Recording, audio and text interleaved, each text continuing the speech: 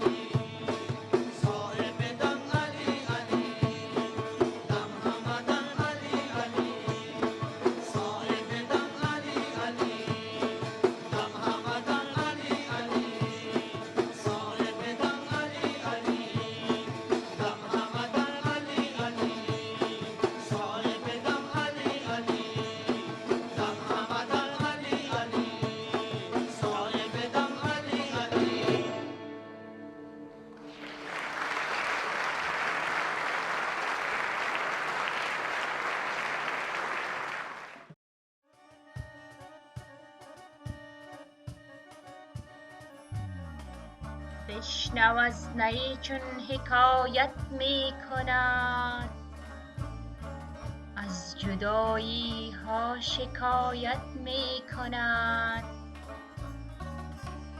کز نیستان تا مرا ببریده اند، در نفیرم مرد و زن نالیده اند. سینه خواهم شرح از فراق، تا بگویم شرح درد اشتیاق. هر کسی کو دور ماند از اصل خویش، باز جوید روزگار وصل خویش. من به هر جمعیت نالان شدم، جفت بدحالان و خوشحالان شدم.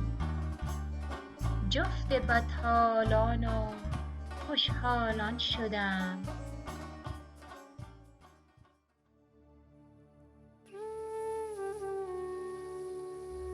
Our journey on this earth is a short period in eternity. The life of our soul is eternal and continues to live in divine love. Those who travel the path of search maintain that our soul originated from God, separated from the Creator, and longs to return to Him. Since Iman takes practical forms, one of the ways in which Muslims express their faith is by seeking the love of God. For Ismaili Muslims, the Imam of the times' love and guidance light the murid's path towards spiritual enlightenment and vision. Devotional poetry expresses sentiments of pain, of separation, longing to return, and vision or gaze of the beloved.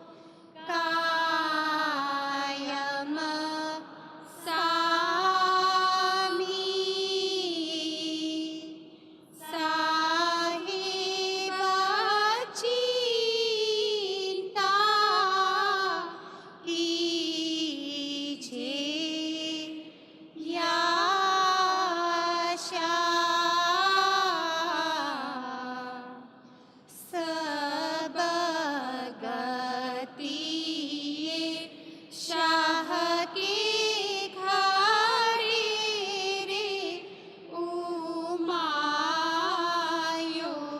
Shah Rajouri की sir घर दे जो।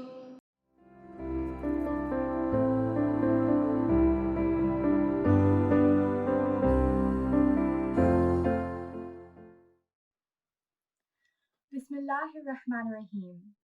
Let us begin with a poem attributed to Khalil Gibran, where he narrates the journey of a river, which many of us may be able to relate to in our own life journeys. He says that as a river approaches the ocean, it is trembling with fear. While it knows where it has come from and how far it has traveled, the ocean is completely different from anything it has ever experienced before. This river is so afraid that if it enters the ocean, it will disappear, that it simply wants to stop and turn back. But it knows that going back is impossible, and the only path is the path forward. But to do so, the river has to take the risk of entering into the unknown, and only then will the fear disappear, because only then will it realize that entering the ocean does not mean disappearing, but it means becoming the ocean. Many of us can think of a time in our life where we didn't want to enter into an unknown situation because of fear, whether it be fear of the unknown or fear of change, whatever that fear might have been. Yet, from this poem, we learn the only way the river can persevere and overcome that feeling of fear is by letting go and submitting. Tonight marks a night that brought transformation into the life of Prophet Muhammad sallallahu alaihi wasallam. And it is that night of transformation that has shaped our identity as Muslims. So perhaps tonight, on this night of power, we can all reflect on our own transformations, and perhaps that transformation begins with the word Islam itself, which means submission. This submission we speak of is not simply a material act, but a state of mind that helps move us towards removing the veils between us and the divine. And with each step we take towards the divine, submission becomes a state of being in which every action, every word, every thought is a reflection of that submission, because our whole being has become a part of something greater. Perhaps the first step in that process towards submission as a state of being is trust. In the Quran, one way in which we understand trust is the reference to tawakkul. The word tawakkul is derived from wakala, meaning to entrust. Allah is al-Wakil, the disposer of all affairs, the one relied upon, and is sufficient to take care of all matters. Tawakkul means that when we are faced with any challenges, any situation which stops us from achieving our goals, we turn to Allah for His support. In verse 159 of Surah Al Imran, it indicates that when we intend to perform an important task, the first step is consultation, followed by decision, after which one should place one's reliance on Allah. When we think about tawakkul, we may all have different ways of understanding what it means to us. What I am reminded of is an old interview by the boxer Muhammad Ali, where he is asked whether he has a bodyguard. He essentially says no, but goes on to describe that his bodyguard is one who has no eyes but sees, has no ears but hears. He remembers everything without the aid of mind and memory. And he ends by saying, "It is Allah who is his bodyguard." This statement would indicate that Muhammad Ali truly believed that Allah was constantly there and that he could rely on him no matter what the situation. This is the sentiment that links back to Ayat 81 in Surah An-Nisa, which says, وَتَوَكَّلْ عَلَى وَكَفَى بِاللَّهِ وَكِيلًا. And trust in God. God suffices as a guardian. Tawakkul has been connected to many actions and phrases in the Quran. a few of which are sajda and quwwat, which is prostration and strength. So perhaps the first step in tawakkul is sajda or prostration. And the moment we prostrate to Allah and place our situation in His hands is the moment we receive strength or quwwat from Him. In this way, we view prostration and not just a physical action, but a prostration of the heart and mind, which is really submission. And it is through that submission that we receive the strength to face even that which is completely out of our control. When we think about the situations we are currently in, it may be hard for us to plan the next few months, let alone the next few weeks, which may frustrate us. Our parents and grandparents are stuck at home. Young children can't go out and play with their friends. Students are not able to walk for their graduation ceremonies. I can go on, but we all know the reality of these struggles and the frustrations that come with it. And while the current situation is unique, situations such as these, which are completely out of our hands, are not unique. Every single one of us have had those moments where we have been faced with sadness, with challenges, with pain, with anxiety or stress. If we truly think about them, though, we will notice these are moments in our lives when things happen that are beyond our power to control or fix. But as we fixate on these instances and trying to change these instances, we lose sight of the fact that there are some things that are just out of our control. And when it is out of our control, no amount of stress, no amount of anxiety or willfulness will produce a different outcome. But it is this very act of letting go which is hard for us, especially in today's society, because control is equated to strength. But in certain situations, there is more strength and bravery in realizing when to let go and submit to Allah and allow Him to provide us with strength, with hope, with faith, and with clarity to cope. Each one of us is like the river Khalil Gibran spoke about. Every day, new situations are presented to us as vast, unknown oceans. And you and I have choices to make. How will we choose to engage with these moments? Perhaps it is the submission to the divine that grounds us, that reminds us to have strength in difficult times, and allows us to achieve peace even in moments of uncertainty. Allah reminds us in the Quran that it is in this night that peace it is until the break of dawn. Tonight is a night of reflection for submission, to let go of that which we cannot control, and to realign ourselves to those reflections that help us reach our potential. Will we choose to allow the current circumstances to shape us for the better? How do we ensure that we are able to make these moments moments of positive transformation? Let us conclude with some inspiring words of Allama Iqbal, in which he says every submission has to be with love, otherwise it is an empty action. सजदा ए इश्क हो तो इबादत में मजा आता है सजदा ए इश्क हो तो इबादत में मजा आता है खाली सजदों में तो दुनिया ही बसा करती है. When our sajda, our prostration, is full of love, it is then that there is beauty in worship. Without love and intention, the act of sajda or prostration is simply a material act. Let us allow this night to be a true submission with our hearts.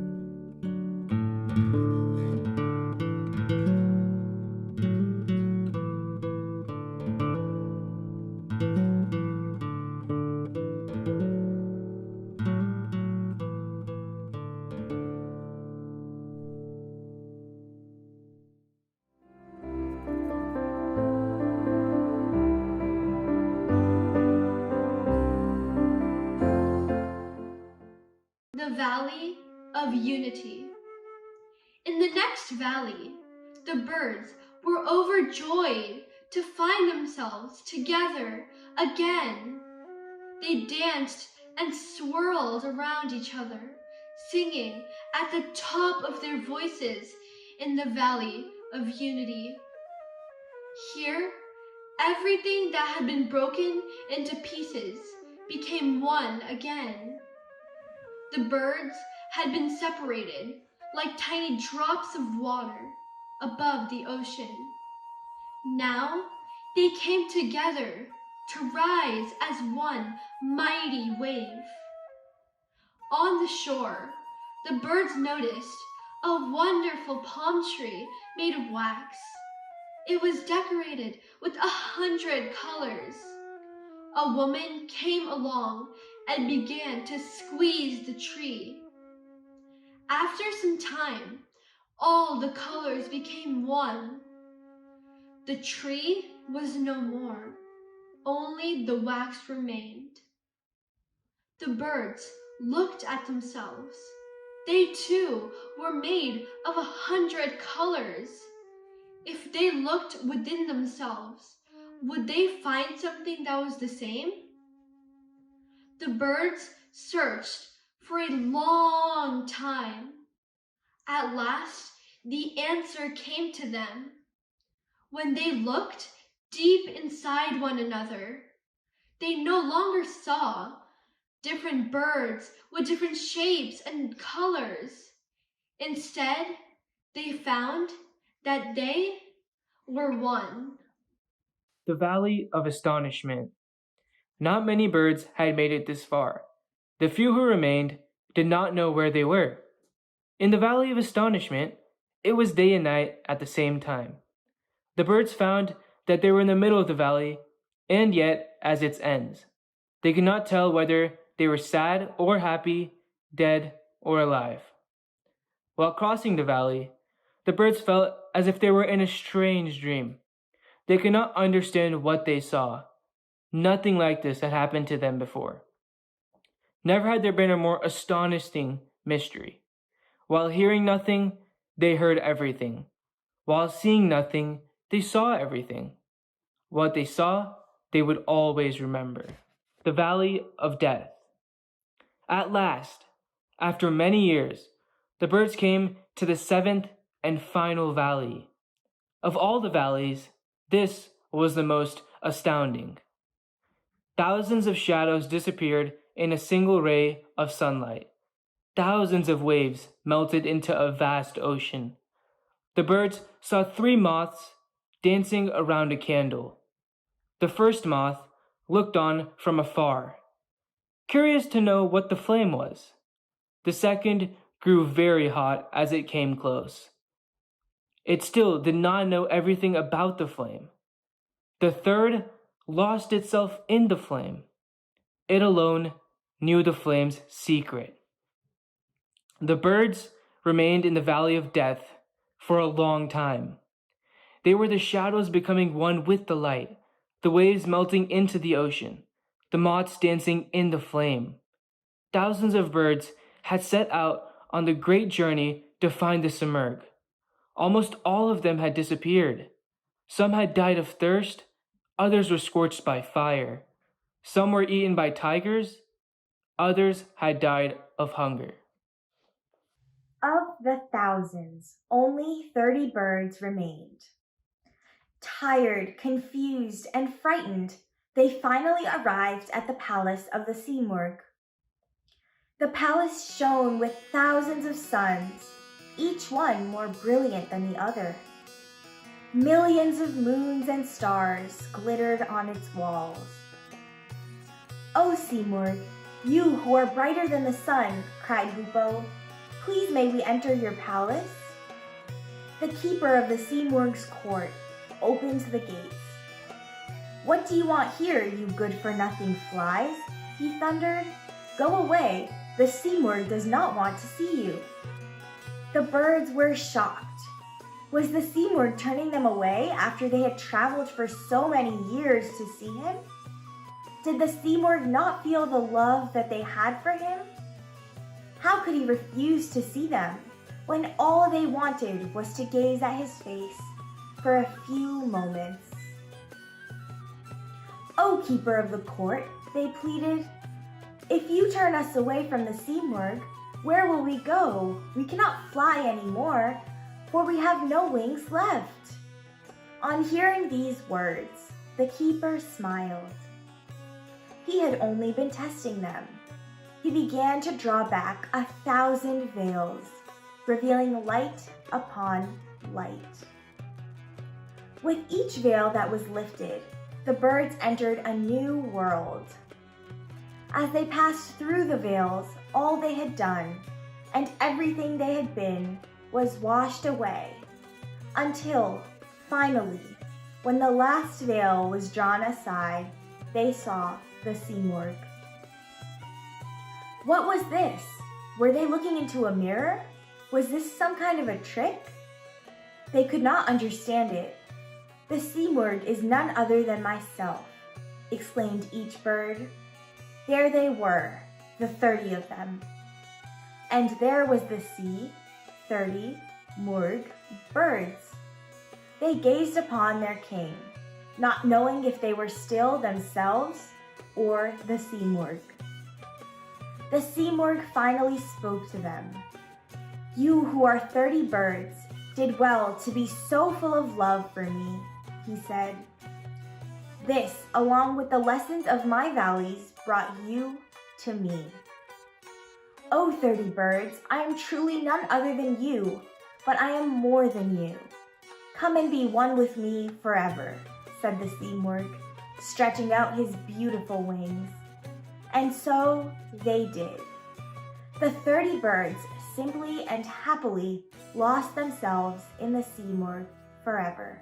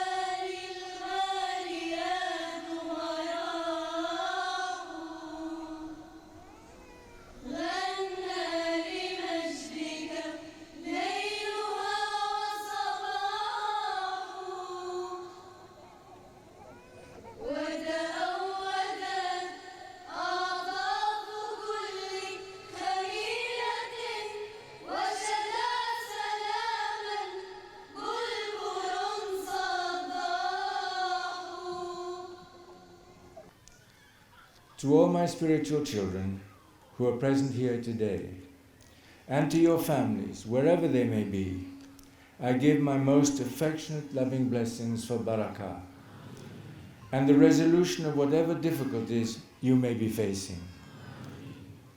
My brothers and sisters in Islam and other faiths should be assured that my deep and heartfelt prayers are with you for your peace, your unity, and for your happiness.